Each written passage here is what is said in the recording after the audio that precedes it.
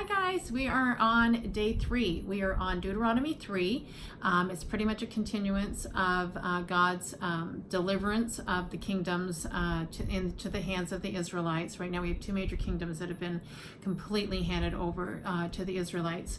The land that they took over, they've now divided amongst the tribes. And now they're ready to get prepared to go across the Jordan to the real promised land. So what's going to happen here is Moses tells them, the Lord your God has given you this land to take over, to take possession of it, but all your men armed for battle must cross over ahead to the other Israelites. So they're going to go across to the Jordan.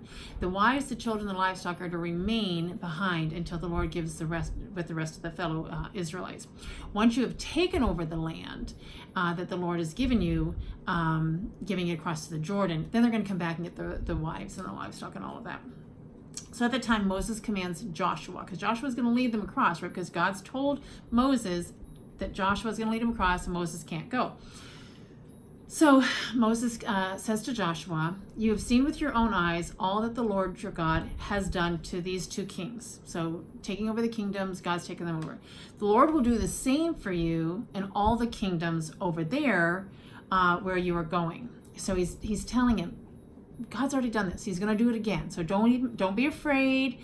He said, the Lord your God himself will fight for you. So Joshua has to trust that God's going to come through, just like he did on taking over the other kingdoms, that when they get across to the promised land, they're going to have to take those kingdoms over too. It's not like just like, oh, here's some land. Like, it's actual kingdoms that they're going to be taking over, which have been promised to the Israelites. So Moses, this is it, Moses.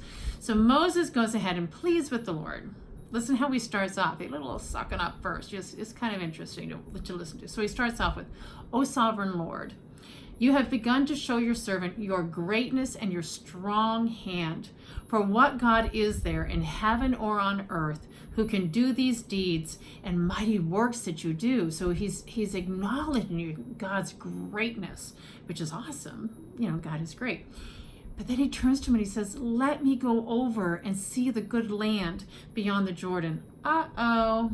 He says, that fine hill country in Lebanon. Uh-oh. Kind of thinking Moses is getting himself into a whole heap of trouble right now. God has already told him the plan, told him what's going to happen. Joshua's going to go, you're not.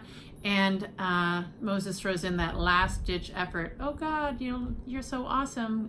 Why don't you just let me go too? Yeah. Don't we do that sometimes where God says there and he says, hey, this is the plan. This person's going to go ahead. I'm going to leave you here. This is what's going to happen. And then we're like, oh, but I want to go, God. And it's like, yeah, no, the plan is the plan is the plan. And God's sticking to the plan. And Moses, is now finding out God's going to stick to the plan.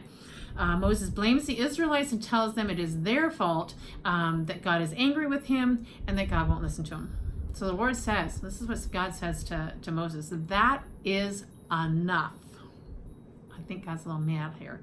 He says, do not speak to me anymore about this matter. He's done. God's like, no, I've already told you you're not going. Don't speak to me about this anymore. We're done. Okay? And he tells him to go up to the top of Pisgah. It's like Pisgah. I don't know how to pronounce it. And he says, and go up to the top of that. Look west, look north, look south, and look east.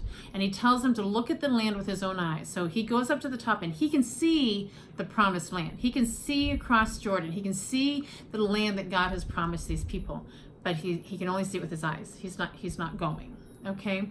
So God tells Moses to commission Joshua and encourage and strengthen him, for he will lead the people and will cause them to inherit the land that you will see. So he says, Moses, you will see it. But Joshua will lead the people and cause them to inherit the land. So that is Deuteronomy 3.